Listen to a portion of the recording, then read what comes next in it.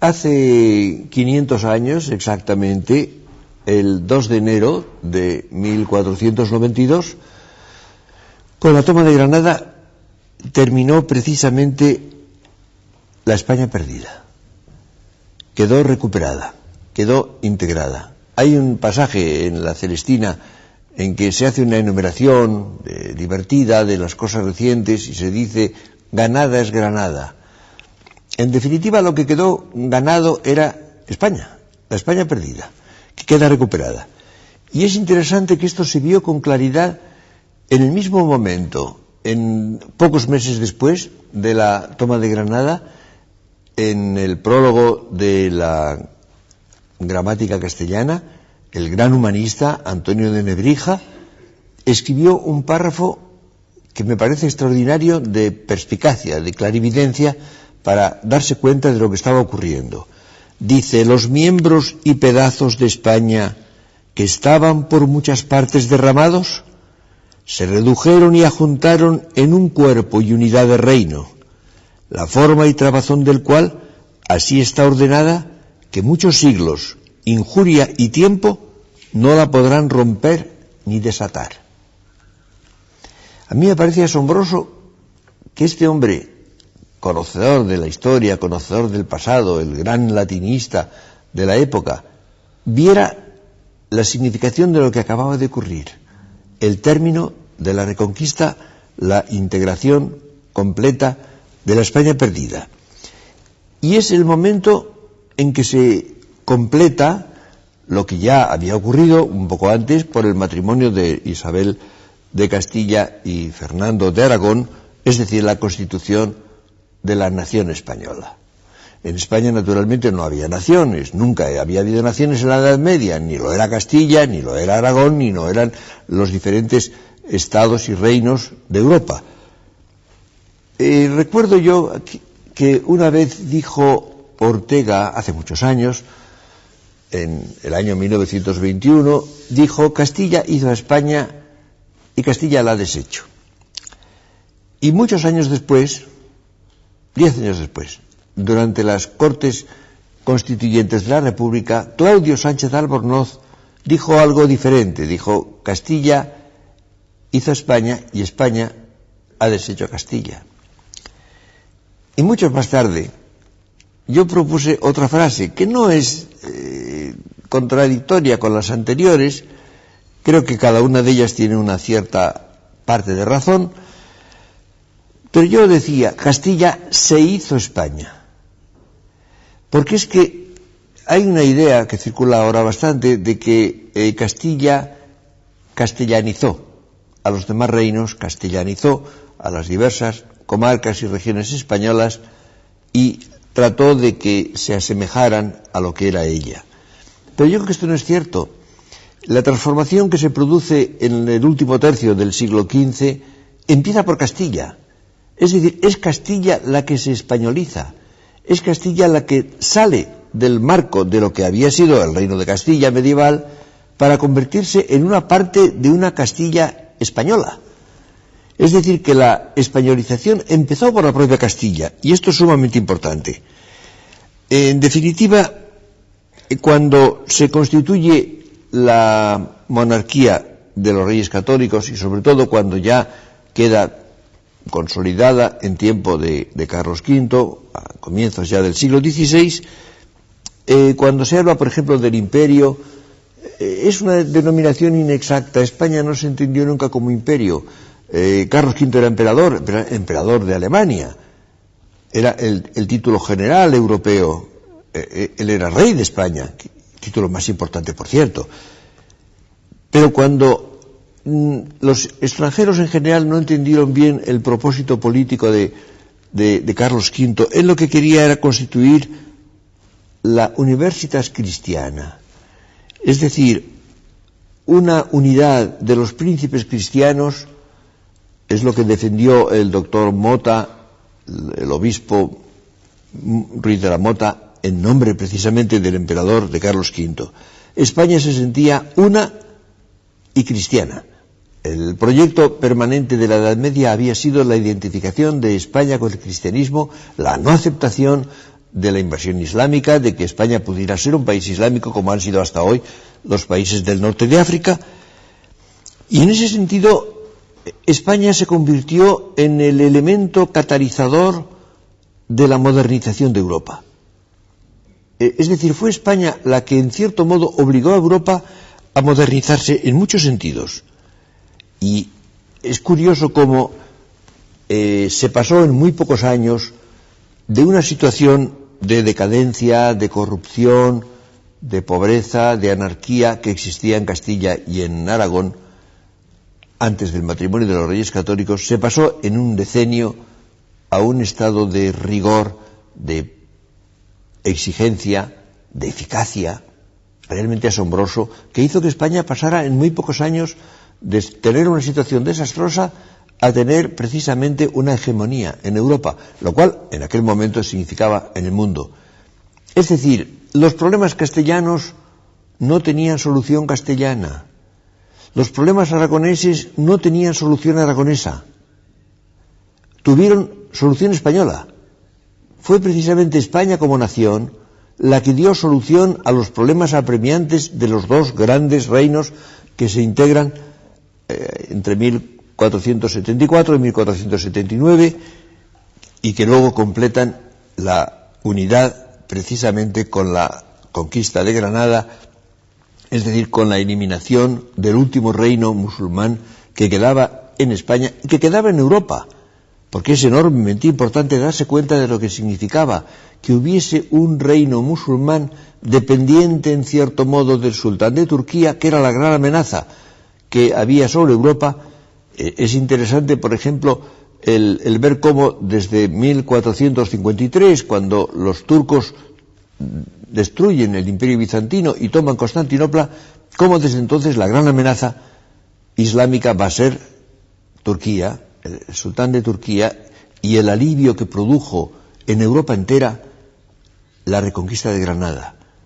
Nosotros solemos plantear la cuestión desde un punto de vista español y perdemos de vista lo europeo, la visión general europea, que es todavía más interesante. Entonces se produce este incremento de la eficacia. La eficacia de España, precisamente cuando consigue su unidad y cuando recobra lo que pudiéramos llamar la moral que consistía en exigirse, en designar a las personas más aptas para desempeñar los puestos, no por favor o por parcialidad, sino por el mérito. Hay una pequeña historia que se cuenta de Isabel la Católica. Se le cayó un papel de la faltriquera, alguien la recogió este papel y lo leyó y decía: el puesto de pregonero ha de darse a fulano de tal porque tiene mayor voz. Es decir, para ser pregonero la condición fundamental era tener una voz potente y clara. Es decir, era el criterio de la selección de los mejores hasta los detalles mínimos, como ocurre precisamente con el puesto de pregonero en una ciudad. Y esto fue lo que aseguró la fantástica eficacia que España adquiere en muy pocos años. Pero hay algo que es muy importante, y es que ese proyecto originario de España, ese proyecto que había sido precisamente la identificación con el cristianismo, la no aceptación del dominio musulmán, este proyecto, cuando se une a la actitud propia del Renacimiento, que era el espíritu de aventura, el espíritu de empresa, es precisamente lo que explica algo que requiere explicación, que es precisamente América, la empresa española en América. ¿Es casualidad que fuera España el país que descubrió América? Que no solamente lo descubrió, podía haber sido un descubrimiento sin consecuencias, sino que lo colonizó, lo pobló, produjo el enorme injerto en ese continente. Creo que no es casualidad. Es evidente que Colón fue el que había imaginado el viaje para llegar a las Indias Orientales, que es lo que él creía, pero en todo caso para hacer un viaje de descubrimientos lo había ofrecido a diversos reyes. Solamente los reyes católicos lo acogieron, lo favorecieron, organizaron la expedición, la costearon, y esto el 3 de agosto del año 1492 se empezó la expedición que el 12 de octubre del mismo año había de llegar a tierras americanas. Pero lo interesante es esto. Aquello era en el fondo una prolongación del proyecto medieval. El proyecto de la identificación con el cristianismo llevó a la evangelización del nuevo continente descubierto. Hay una pequeña historia interesante que quizá no conocen muchos españoles, y es que cuando Antonio de Nebrija, del que acabo de hablar, publicó la primera gramática, la gramática castellana, la primera gramática que se hizo de una lengua viva, porque antes se hacían gramáticas de las lenguas muertas, del griego, del latín, del hebreo, y fue a ofrecerla a la reina Isabel la Católica. Esta preguntó que para qué se hacía una gramática de la lengua castellana, porque las lenguas vivas se aprendían hablando y oyendo. Y entonces el obispo de Ávila, que acompañaba a Nebrija, le dijo que para las tierras nuevas que iban a descubrirse, los habitantes de ellas tendrían que aprender español como nosotros aprendemos latín, decía, para poder recibir la evangelización. Es decir, que se hizo una gramática destinada a los habitantes de un continente desconocido, que no se sabía siquiera si existía, ni si iba a ser descubierto, porque todo esto fue antes del descubrimiento, unos meses antes del descubrimiento. Es decir, el proyecto de la evangelización de América, de la cristianización de ese continente desconocido, era tan real que antes de la expedición de Colón, antes de que zarpara Colón, ya se contaba con ello y se pensaba en ello.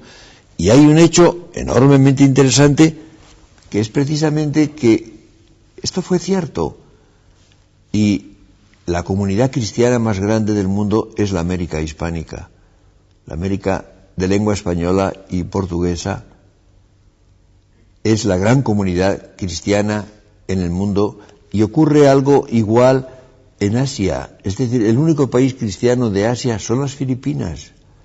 Ha habido grandes partes del mundo que han sido, en cierto modo, pobladas, colonizadas, cultivadas por otras naciones europeas, en Asia, en África, Indonesia. No son países cristianos. Son países en los cuales hay algunas comunidades cristianas, en general no muy grandes, pero no son países cristianos. Los únicos que lo son realmente son aquellos en los cuales España dejó su injerto. Lo cual prueba sencillamente que el proceso, el proyecto inicial de cristianización era absolutamente real, absolutamente sincero, y se llevó a cabo. En definitiva, yo creo que la explicación de que esto fuera así es la condición, la actitud de Castilla. Y he empleado la palabra decisiva. Castilla no es un territorio. Esto me parece muy importante. Hay otras porciones de España que son ciertos territorios, con unos límites. ¿Cuál es el territorio de Castilla? No se puede saber. Hemos visto que hay una serie de incorporaciones, empezando por Asturias y Galicia, después León, luego el condado de Castilla, convertido luego en reino, después se sigue extendiendo, y cuando se pasa la línea del Tajo, se empezará a hablar de Castilla la Nueva. Luego se hablará de la Castilla Novísima, reconquistada muy principalmente por Fernando III. Es decir, no, se considera Castilla lo que no lo era originariamente. No hay límites determinados. Castilla era una actitud, no un territorio. Hay un hecho que me parece siempre interesante. En la Edad Media los reyes no tenían una corte permanente. Las necesidades de la reconquista o las necesidades políticas o las conveniencias internas hacían que la corte se trasladara de un lugar a otro. En general era una corte muy modesta.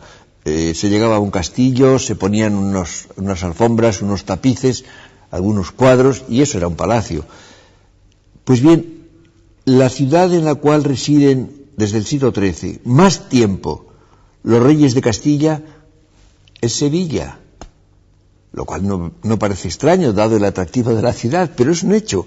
Es decir, no es Ávila o Segovia o Burgos o Valladolid o Medina del Campo, etcétera, las tradicionales ciudades castellanas, ni siquiera es Toledo, en la Castilla reconquistada en el año 1085, no, es Sevilla. Sevilla, que había sido hasta poco antes una ciudad del Al-Ándalus, una ciudad musulmana, bajo el dominio musulmán, que es una ciudad andaluza. Andalucía era también Castilla. Los reyes castellanos no están fuera de Castilla cuando están en la ciudad sevillana, cuando moran en el Alcázar de Sevilla. Es decir, no es un territorio, y esto me parece capital. Y precisamente creo que es el sentido que tiene el que la expansión en América, la prolongación de España en América, la lleve a cabo originariamente el Reino de Castilla. Es la corona de Castilla la que hace el descubrimiento y la que hace la exploración y la constitución de lo que fue la América hispánica. Y es interesante que lo hizo en cuanto a España. Es muy interesante el que, siendo la corona de Castilla la que lo hace, nunca se habló de una especie de Castillo-América, nunca se habla de esto. La isla que hoy llamamos de Santo Domingo fue la isla Hispaniola o Española. Se fue dando diferentes nombres a las partes descubiertas y exploradas en el continente americano. Lo que hoy llamamos México era Nueva España. Había Nueva Galicia, Nueva León, Nueva Vizcaya. Es decir, sin distinción se aplicaban nombres que no tenían un carácter de una hegemonía castellana o de un exclusivismo castellano. La corona de Castilla, precisamente, en cuanto parte de España. Lo mismo que ocurre, por ejemplo, con la defensa que se hace de los territorios pertenecientes a la corona de Aragón en Italia frente a los franceses. La defensa de ellos la hacen castellanos y aragoneses unidos al mando de un general castellano, el gran capitán Gonzalo de Córdoba. Se organiza es una historia sumamente interesante que yo conté con detalle en España Inteligible. Los reyes católicos mandan una serie de emisarios al País Vasco y a Galicia para organizar una flota que se una a la andaluza para defender los territorios de la corona de Aragón en Italia. Y es muy interesante el proceso de persuasión, de resistencia, y el resultado es que se constituye una gran flota hecha por vascos, gallegos y andaluces que van a defender los territorios de la corona de Aragón. Y es curioso que las tres partes son partes integrantes de la corona de Castilla, porque hay una unión ya efectiva. Es decir, se actúa desde la corona de Castilla o de la corona de Aragón, pero en cuanto a España, como miembros y partes de España. En definitiva, esa frase que antes he recordado, esa frase clarividente de Nebrija, refleja cómo se vivía a fines del siglo XV, la realidad que se acababa de constituir. Es decir, España, en los últimos decenios del siglo XV, constituye la primera nación en el sentido moderno de la palabra. En definitiva, el proceso de nacionalización español es coexistente con el de Portugal, pero anterior al de Francia, al de Inglaterra, no digamos a las demás promociones sucesivas de naciones europeas que se van constituyendo. Es la primera nación con un vínculo distinto, con un ejército real, que es decir, un ejército nacional, con una unidad de tipo distinto, con una participación de la sociedad entera en los problemas de gobierno y en lo que es el proyecto nacional. En este sentido, España fue la adelantada y esto fue precisamente lo que aseguró su preeminencia, su hegemonía en Europa en aquel momento, en llevar la delantera a los demás en ese proceso de modernización del Estado y de la sociedad. Pero además hay algo interesante, y es que tan pronto como se ha constituido la nación europea, la prolongación en América hace que se establezca una supernación en dos hemisferios. Que esto fue precisamente la monarquía hispánica, una supernación en dos hemisferios. En el norte de América hubo naturalmente expediciones y colonizaciones posteriores a la española, sin duda ninguna, pero tenían el carácter de un trasplante, un mero trasplante de sociedades europeas al territorio americano, donde fundan sociedades también europeas en los Estados Unidos, en lo que hoy son los Estados Unidos, o en el Canadá, mucho más tarde, también, y que no tienen, en definitiva, relación directa, relación inmediata con los habitantes de aquellos países. En el caso de España y luego de Portugal, la cosa es distinta, se produce el injerto, la introducción de un elemento vivo de una planta en otra planta que sigue siendo lo que era y queda modificada.